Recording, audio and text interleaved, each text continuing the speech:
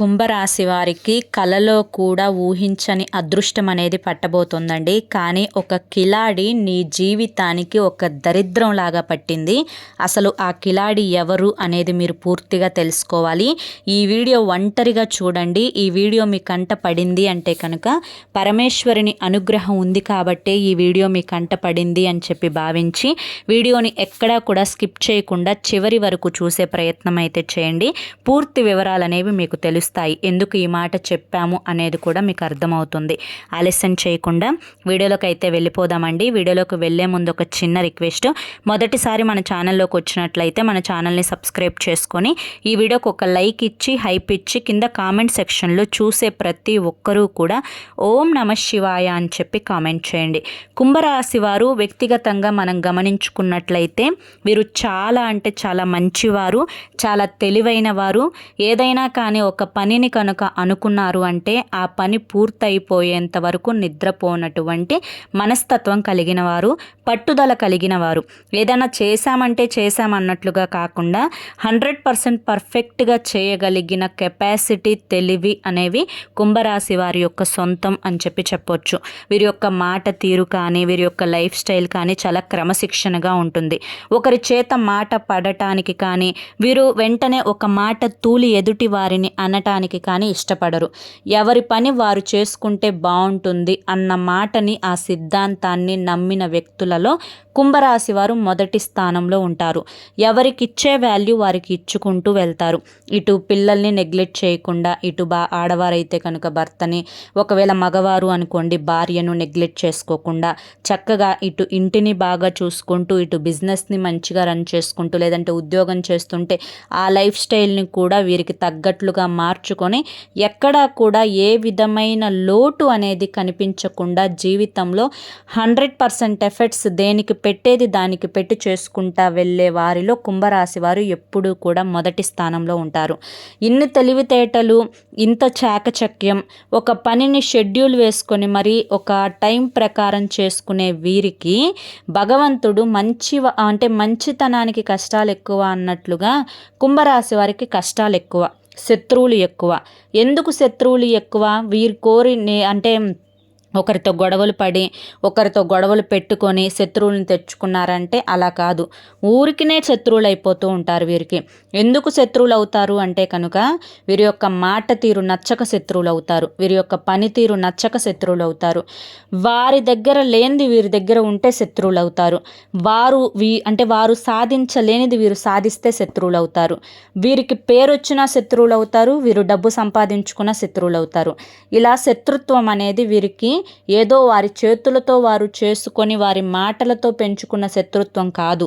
ఊరికినే ఉట్టి పుణ్యానికే నిందలొచ్చి పడ్డాయి అంటారు చూసారా, అట్లా ఉట్టి పుణ్యానికే సొంత వారిలోనే శత్రువులుగా మారేటువంటి ఆ యొక్క ఏకైక రాశి ఏదైనా ఉంది అంటే అది కుంభరాశి అన్నమాట.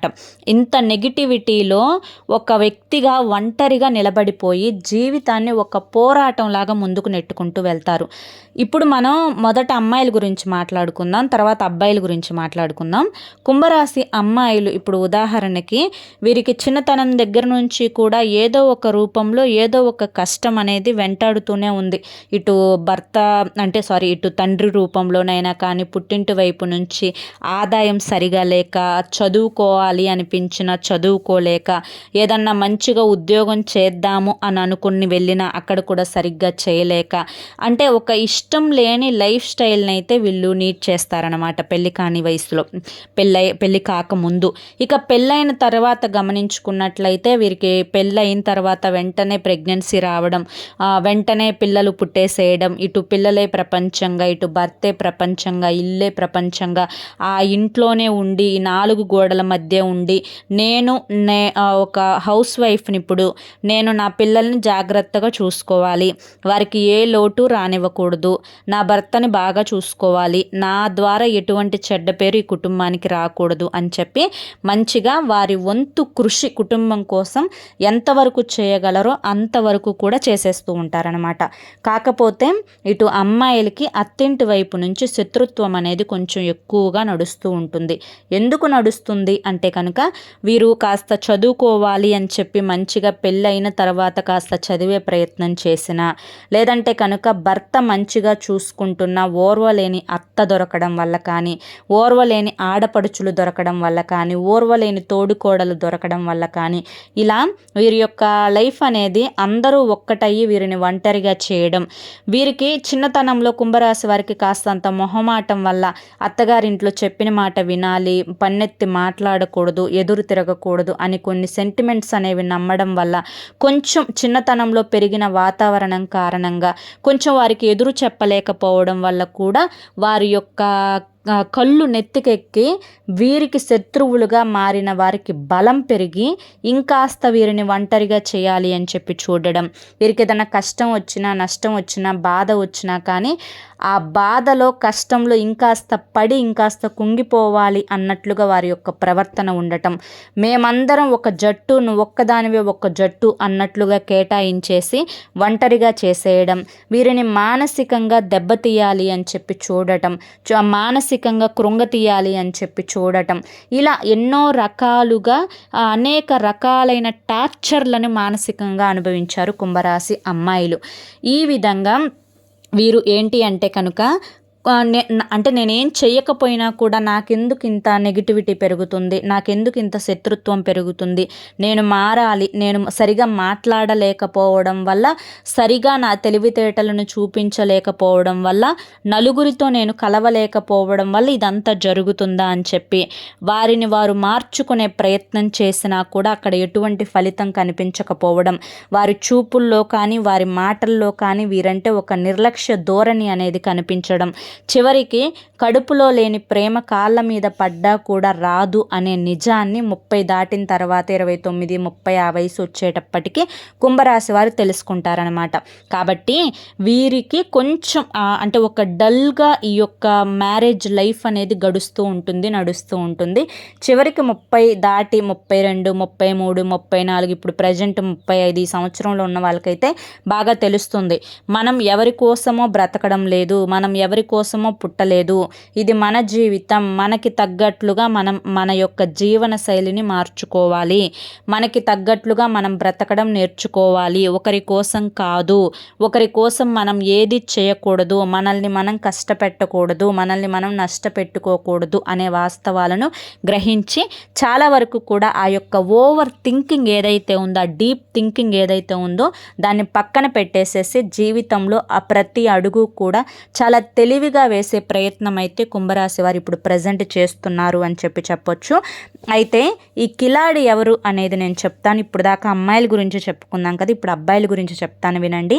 కుంభరాశి అబ్బాయిలు కూడా చాలా సెన్సిటివ్గా కనిపిస్తూ ఉంటారు.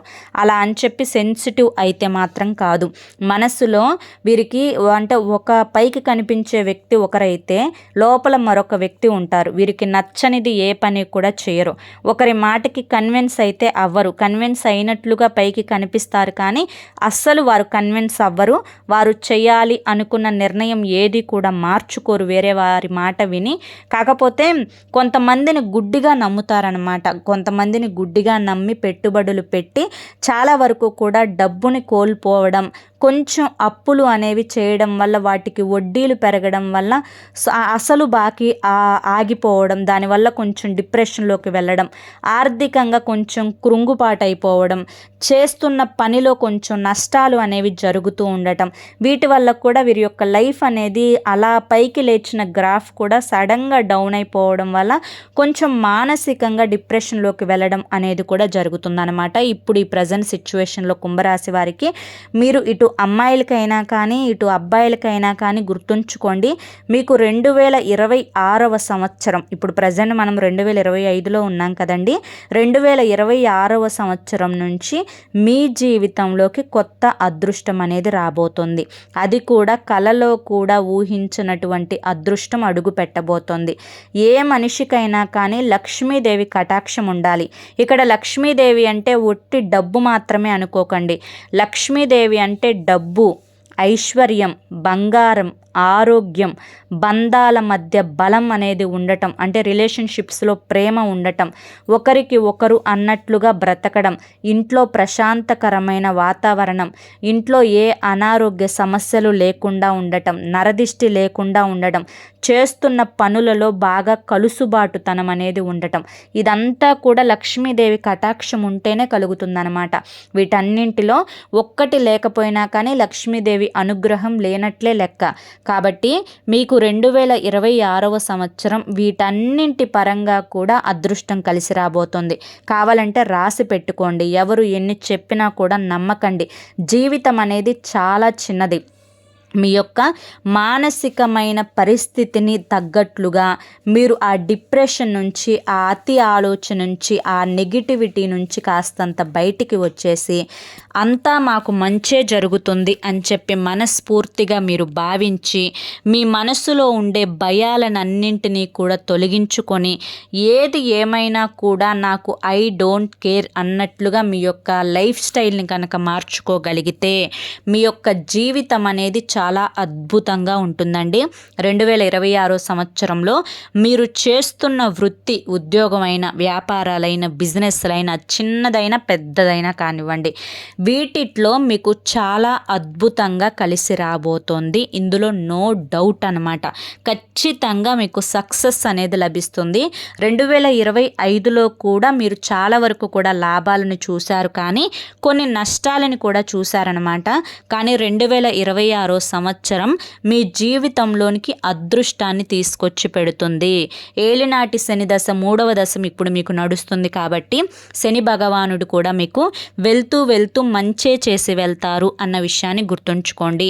మీ జీవితంలో మీరు కలలో కూడా ఊహించినటువంటి అదృష్టం అనేది మీకు జనవరి నెలలోనే దక్కి తీరుతుంది అన్న విషయాన్ని గుర్తుంచుకోండి. ఇక మీకు ఒక కిలాడి మీ జీవితానికి ఒక దరిద్రం లాగా పట్టింది.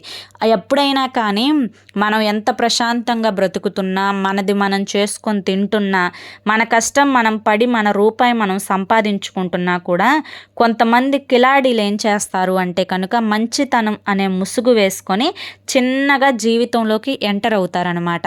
వీళ్ళు ఎంటర్ అయిన దగ్గర నుంచి కుటుంబంలో లేనిపోని సమస్యలు, లేనిపోని అగచాట్లు, ఒకరి మధ్య ఒకరికి గొడవలు, భార్యాభర్తల మధ్య కీచులాడుకోవటాలు, ఇవన్నీ కూడా జరుగుతూ ఉంటాయన్నమాట. ఇంతకు ఆ కిలాడి ఎవరు అనేది చెప్తాను, జాగ్రత్తగా వినండి. ఇటు అబ్బాయిలకి అమ్మాయిలకి వర్తిస్తుంది ఇది. ఎందుకు అంటే కనుక అబ్బాయిలకి ముఖ్యంగా మీరు పని చేసే దగ్గర కానీ, లేదంటే మీరు వ్యాపారం చేసే దగ్గర కానీ, ఉద్యోగం చేసే దగ్గర కానీ ప్రేమ అనే పేరుతోటి మీకు దగ్గర అవ్వాలి అని చెప్పి ఎవరైనా ప్రయత్నిస్తున్నా, ఒకవేళ పెళ్ళైపోయింది అని చెప్పి తెలిసి కూడా మీతో వేరే సంబంధానికంటే వేరే రిలేషన్షిప్తో మీకు దగ్గర అవ్వాలి అని చెప్పి ప్రయత్నిస్తున్నా, ఇదంతా కూడా మిమ్మల్ని పతనం చేయడానికి, మీకున్నటువంటి గౌరవాన్ని, మంచి పేరును నాశనం చేయడానికి వారు ఈ యొక్క రూపంలో, అంటే ప్రేమ అనే ఒక రూపంలో మీకు దగ్గర అవ్వాలని చెప్పి చూస్తున్నారనమాట. ఇటువంటి స్త్రీలకు దూరంగా ఉండండి అబ్బాయిలు. ఇక అమ్మాయిల విషయానికి వస్తే, అమ్మాయిలు ముఖ్యంగా పెళ్ళైన తరువాత మీ యొక్క అత్తగారింటి వైపులో మిమ్మల్ని ఇంతవరకు, అంటే ఇప్పటి వరకు ఏవైతే అనుభవాలు జరిగినాయో, ఏ స్త్రీ కారణంగా మీకు అడుగడుగునా కూడా నష్టం జరుగుతూ వస్తుందో, ఏ స్త్రీ మంచితనంగా ఉండి మిమ్మల్ని మభ్యపెట్టి వారి యొక్క పనులకు, అవసరాలకు మిమ్మల్ని ఒక వస్తువులాగా వాడుకునే ప్రయత్నం చేస్తుందో, ఏ స్త్రీ అయితే అవసరమైనప్పుడే మాట్లాడి అవసరం తీరిపోయిన తర్వాత నువ్వెవరో నేనెవరో అన్నట్లుగా ప్రవర్తిస్తుందో, ఏ స్త్రీ అయితే 4 గోడల మధ్య గౌరవాన్నిచ్చి నలుగురిలో నీ పరువు తీస్తూ ఉంటుందో, అటువంటి స్త్రీ మీకున్న అనుభవం ద్వారా ఎవరు అనేది మీకు బాగా తెలుసు. ఆ స్త్రీ పేరు నేను ప్రత్యేకంగా చెప్పాల్సినంత అవసరం లేదు. ఎందుకంటే ఆవిడ యొక్క కనుదిష్టి కారణంగా ఎన్నో నష్టాలు ఇప్పటి వరకు పొందారు. అన్నీ బాగున్నా కూడా మీ మీద పడి పదే పదే ఏడవటం వల్ల నరదిష్టి కారణంగా ఎన్నో సమస్యలకు, అనారోగ్య సమస్యలకు కూడా గురి అయ్యారు. ఆవిడ కారణంగా భార్యాభర్తల మధ్య గొడవలు కూడా జరిగాయి. వారి యొక్క పిల్లల పనులకి మిమ్మల్ని ఒక వస్తువుల్లాగా వాడుకొని అవసరం తీరిపోయిన తర్వాత వారు మిమ్మల్ని పక్కకు నెట్టేస్తూ వచ్చారో ఇక వారి గురించి నేను ప్రత్యేకంగా చెప్పాల్సినంత అవసరం లేదు. కానీ మీకు ఇప్పుడు ఆ స్త్రీ ఒక దరిద్రంలాగా పట్టబోతోంది. ఒక ముఖ్యమైన పనికి మిమ్మల్ని వాడుకోవాలి అని చెప్పి చూస్తుంది. ఆ పని వాడుకున్నంతసేపు అమ్మ, అయ్యా నువ్వే నాకు దిక్కు, మీరే మాకు ప్రపంచం, మీ తర్వాతే ఇంకా ఎవరైనా కానీ మీకేం అంటే మీరు మాకు అంత అవసరం, మా కుటుంబానికి పెద్ద మీరు, ఇంకా ఒకటి కాదు రెండు కాదు ఎన్నెన్ని మాటలో గౌరవానికి సంబంధించిన పదాలన్నీ కూడా వారి యొక్క బుక్కులో రాసి పెట్టుకొని మరి మీ ఎదురుగా వచ్చి చదువుతారనమాట. అంత గౌరవ వర్షాన్నే కురిపిస్తారు మీ మీద.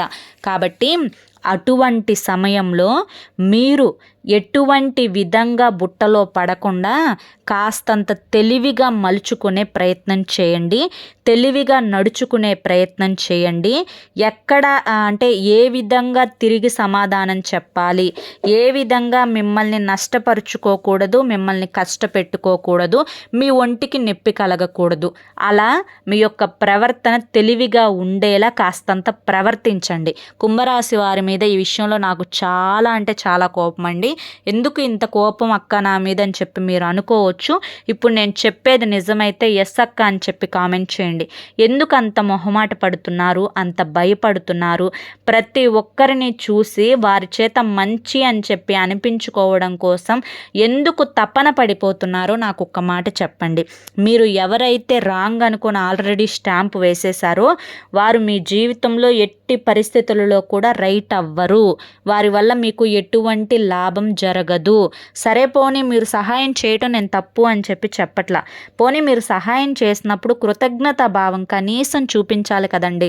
ఆ కృతజ్ఞతా భావం కూడా చూపించకుండా తరువాత అసలు మనం కలుసుకొని ఏ 100 సంవత్సరాలైంది అన్నట్లుగా ప్రవర్తిస్తూ ఉంటే, అటువంటి వారికి కూడా పిచ్చిగా సహాయపడుతూ ఉంటే అది ఎంతవరకు తెలివితేటలు అనిపించుకుంటాయి, ఎంతవరకు మంచితనం అనిపించుకుంటుంది, ఎంతవరకు మన అని చెప్పి చేసుకుంటూ వెళ్ళిపోతాం. కాస్త ఆలోచించుకోవాలి కదా. కాబట్టే నేను కోపం అంటున్నాను. మీకు ఆ జీవితంలో అంటే మీ జీవితంలో ఇటు ఆడవారికైనా కానీ మగవారికైనా కానీ, మగవారికి చెప్పాను కదా ట్రాప్ చేయాలి అని చెప్పి చూసే స్త్రీలు ఉన్నారు, జాగ్రత్త. ఆడవారికేమో ఇటు అత్తింటి వైపు స్త్రీల పట్ల మీకు అనుభవాన్ని బట్టి ఎవరైతే రాంగ్ పీపుల్ ఉన్నారో మీ లైఫ్లో వారికి చాలా దూరంగా ఉండండి. వారు ఎవరు అనేది పేరు రాయాల్సిన పని లేదు. అవునక్క, ఎస్ అక్క అని చెప్పి కామెంట్ చేయండి. ఎస్ అక్క 100% నిజం అని చెప్పైనా చెప్పి కామెంట్ చేయండి. ఎందుకంటే వారి కారణంగా నష్టం అని చెప్పి తెలిసినప్పుడు, ఇప్పుడు నిప్పు కనిపిస్తుంది దాని దగ్గరికి వెళ్తే కాలుతుంది అని చెప్పి అందరికీ తెలుసు. సరే పోనీ అది ఐస్ గడ్డ కదా, కింద రెడ్ లైట్ వేసి నిప్పులాగా చూపించారు అని చెప్పి తెలియక గబక్కనే అది ఐసే కదా అని చెప్పి పట్టుకుంటే చల్లగా ఉంటుందా? మీరు అనుకున్నంత మాత్రాన అది నిప్పే కదా, ఖచ్చితంగా చెయ్యి కాలుతుంది కదా. అలాగే ఆ కనిపించే వాళ్ళందరూ కూడా ఐస్ లాంటి వాళ్ళు కాదు, వాళ్ళు నిప్పులే. ఆ నిప్పులకి దూరంగా ఉండి చెయ్యి కాల్చుకోకుండా ఉండమని చెప్పి పరమేశ్వరుడు నా ద్వారా మీకు చెప్పించారు అని చెప్పి అనుకొని కాస్తంత దూరంగా ఉండండి. కాదు అది ఐసే ఐసే అని చెప్పి మీరు పట్టుకున్నారంటే తర్వాత ఆకులు పట్టుకున్నా కూడా చెయ్యి కాలింది పోదు, మీరు లైఫ్ లాంగ్ బాధపడాల్సి వస్తుంది. ఈ విషయంలో మాత్రం ఎటువంటి డౌటు లేదు. ఇక కుంభరాశి వారికి నరదిష్టి ఇవన్నీ కూడా తొలగించుకోవడానికి ప్రతిరోజు రాత్రి పడుకునే ముందు అగ్నితో దిష్టి తీసివేసుకోండి. అగ్నితో దిష్టి నేను ఇదివరకు కూడా చెప్పాను. ఒక ప్రమిద తీసుకొని ఆ ప్రమిదలో 2 కర్పూరపు బిళ్ళలు వేసి వాటిని వెలిగించి మీకంటే పెద్దవారి చేత ఎడమ చేతి వైపు 3 సార్లు, కుడి చేతి వైపు 3 సార్లు, దిగపార పైనుంచి కిందకి, కింద నుంచి పైకి 3 సార్లు ముందు వెనక తిప్పించుకొని ఆ నిప్పును తొక్కని దగ్గర పడేసేసి కాళ్ళు చేతులు మొహం కడుక్కొని లోపలికి వెళ్ళండి. దీనివల్ల మీ చుట్టూ ఆరా అనేది పాజిటివ్గా ఉంటుంది, నెగిటివిటీ అంతా కూడా తొలగిపోతుంది. ఇక 3 సోమవారాలు శివాలయంలో శివునికి అర్చన, అభిషేకం చేయించుకునే ప్రయత్నం చేయండి. దీనివల్ల మీ యొక్క గ్రహ స్థితిగతులలో మార్పులు జరుగుతాయి, మంచి మార్పులు. శని శని దోషం కూడా చాలా వరకు కూడా తగ్గిపోతుంది. గోమాతకు సేవ చేసుకోండి, గోమాతకు పూజ చేసుకోండి, గోమాతకు ఆహారాన్ని తినిపించండి. దీనివల్ల కూడా చాలా వరకు కూడా మీ యొక్క జీవితంలో ఆరోగ్యం బాగుంటుంది, ఆర్థిక ఇబ్బందులు తొలగుతాయి, చేసే పనుల పట్ల ఆసక్తి పెరుగుతుంది, మనశ్శాంతిగా ఉంటుంది. అర్థమైంది కదండి. మరి కుంభరాశి వారికి ఈ వీడియో నచ్చింది అనుకుంటున్నాను. నచ్చింది అనిపిస్తే వీడియోకి ఒక లైక్ ఇవ్వండి. లైక్ ఇచ్చిన వెంటనే హైప్ అని వస్తుంది, హైప్ ఇవ్వండి. మొదటిసారి మన ఛానల్లోకి వచ్చినట్లయితే మన ఛానల్ని సబ్స్క్రైబ్ చేసుకొని సపోర్ట్ చేయండి. రేపు మరొక మంచి వీడియోతోటి మళ్ళీ కలుసుకుందాం. అంతవరకు కూడా పరమేశ్వరుని ఆశీస్సులు మీ మీద, మీ కుటుంబ సభ్యుల మీద ఎల్లకాలం ఉండాలి అని చెప్పి మనస్ఫూర్తిగా కోరుకుంటూ సర్వేజన సుఖినో భవంతు. అంతేకాకుండా కింద కామెంట్ సెక్షన్లో ఓం నమ శివాయతో పాటు నేను ఇందాక చెప్పాను కదా, అవును అంటే కనుక ఎస్ 100% నిజం అని చెప్పి కామెంట్ పెట్టడం కూడా మర్చిపోవద్దండి. రేపు మరొక వీడియోలో మళ్ళీ కలుసుకుందాం. ధన్యవాదములు.